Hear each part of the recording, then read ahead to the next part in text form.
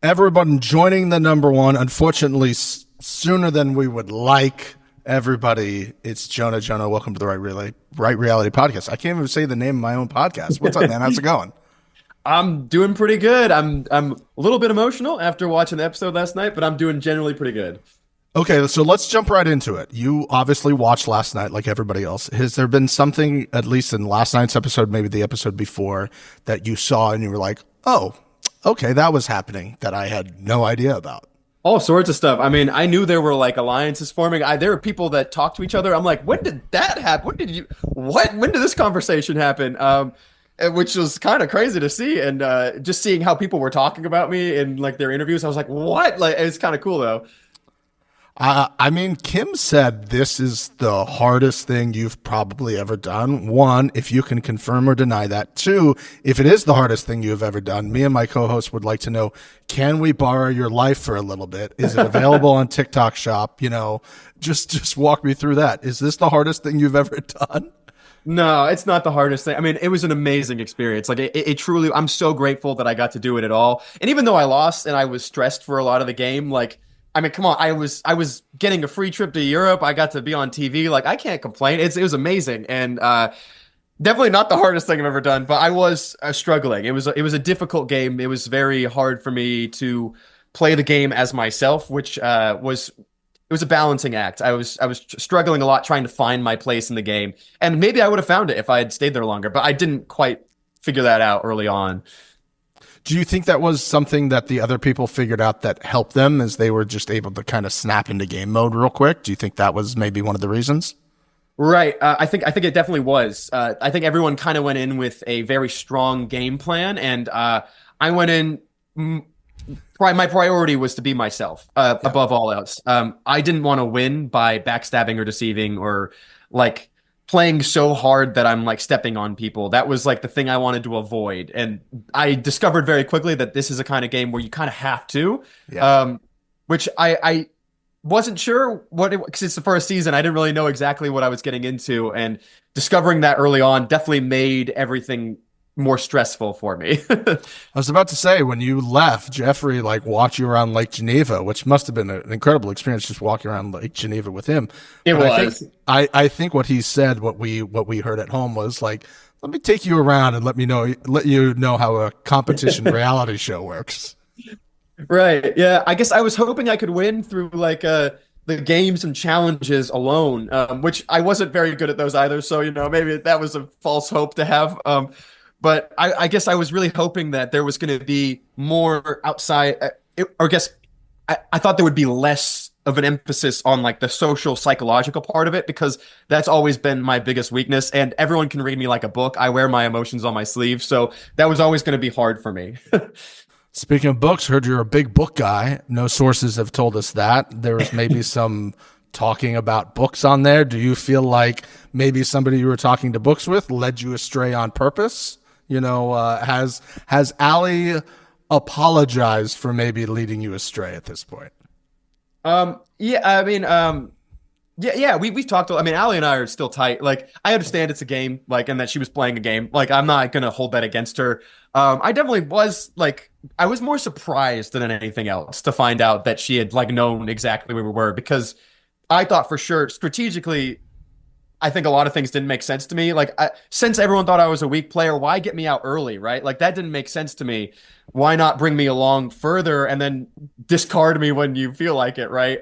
Which I would have tried to avoid, but I don't know. It just didn't make sense to me. I was like, why not tell me? I don't know.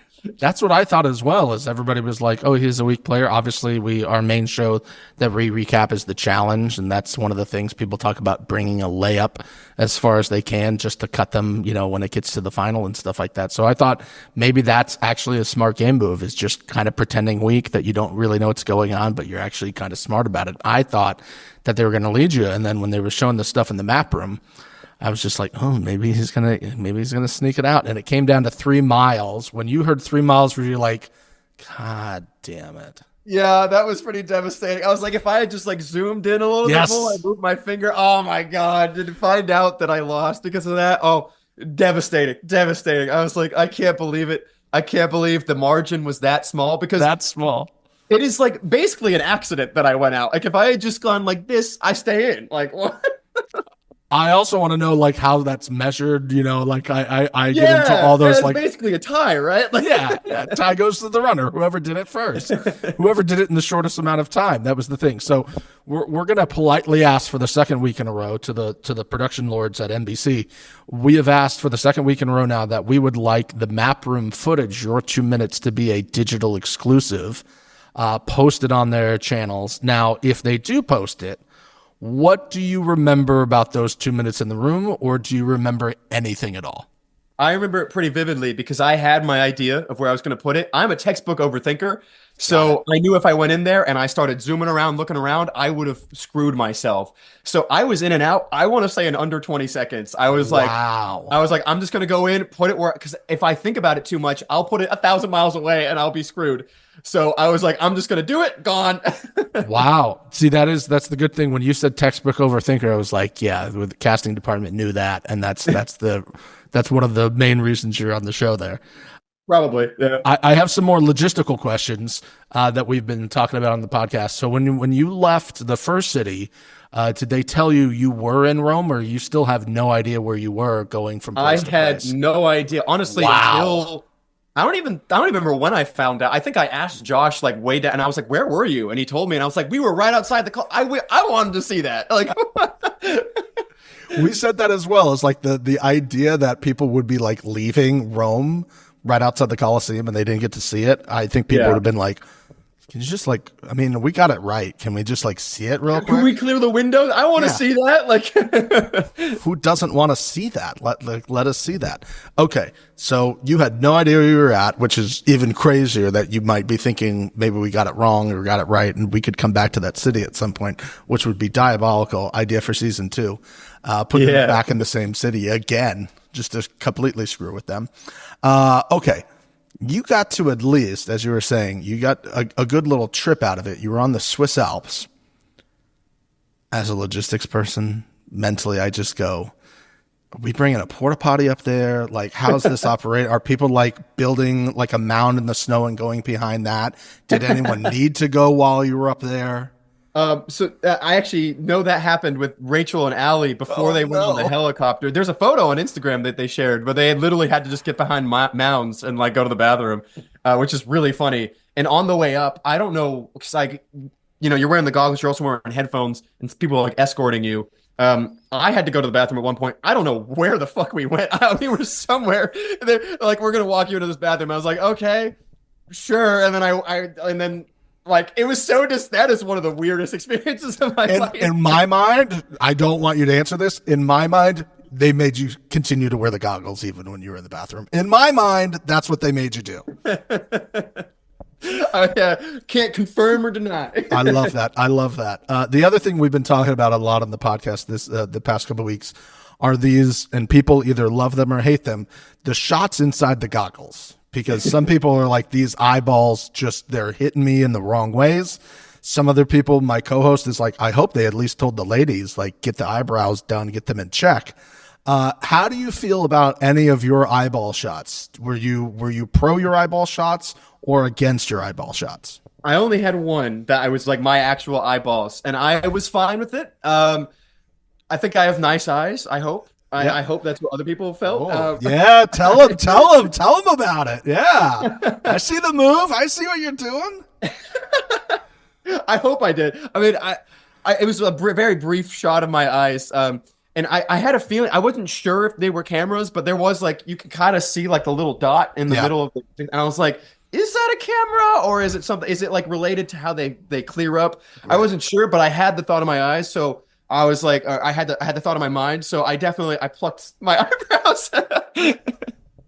You got to make sure you never know. Yeah, I got to take the precautions. Yeah, but I want to talk about bus life because again, a logistics person. That bed looked a little dicey, some might say. How was the sleeping situation? Were there any snores? Let's air people's laundry out. Who's the snorer on the bus?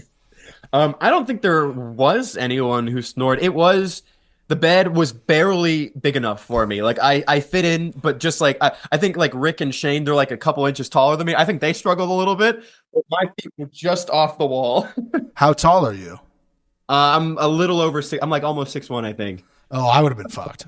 I'm Yeah. 6'3". I'm 6'3". Yeah, I would've well, been- Shane's like 6'3", 6'4", and I was like, "How are you fitting in this, dude?" Well, he told us he was going nude from the waist down, which is a absolutely terrible move. I didn't want to know that. And if you guys knew that on the bus and you didn't tell him, hey, lock it up, I'm very disappointed in you guys. You should have locked it up. You can't poo bear on a bus with people you just met. Did you know this? Did you know he was poo bearing? Oh no, I had no idea. He was right next to me. His bed was right next to mine. I mean, I wouldn't. Yeah, I was like, well, I'm not gonna see it if it's happening because you're in front of me. That's so like the we have a wall between us. Yeah. But the people diagonal, they might be. They're like, Allie's right there. I mean, we know Right, what this yeah. was done for. Awful. If he told me, hey, I'm poo bearing right in front of you, I'd be like, get off the bus. We have to get him out. We have to get him out. Okay. Right. But honestly, you've seen Shane. He's a beautiful man. So if there's gonna be anyone, right, it's right. Well, at least maybe like keep the shirt off. We'll put the Yeah, bottoms right, on. You right. know what I mean? Like There were times where show I the would go to tattoo bed to without my everyone. shirt on. He would go to bed without his shirt on, and I'm like, I hope the camera never cuts between us. Yeah. Yeah, you getting in bed and then him getting in bed with that little I'm like bed this Greek camera. god over here. Like, Yeah. Any other things we should know about bus life from your perspective? Are you pro or anti bus life now? well, it was kind of fun sometimes because I got along with everyone on the bus, and like they're all so funny. Like Kim was hilarious. Biggie is maybe the funniest person I've ever met in my life.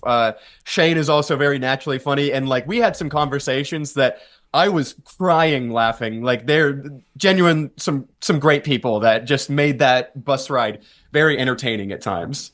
Okay, we have 2 questions left. Again, our sources tell us you're a big book guy, Yeah.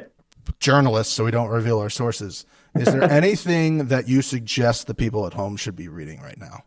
Oh my God, I have so many book recommendations. I just finished an incredible book called Martyr by Kaveh Akbar, which was just it's my favorite book I've read so far this year. Highly recommend that. And my other favorite book so far this year is 11/22/63 by Stephen King. It's an amazing book.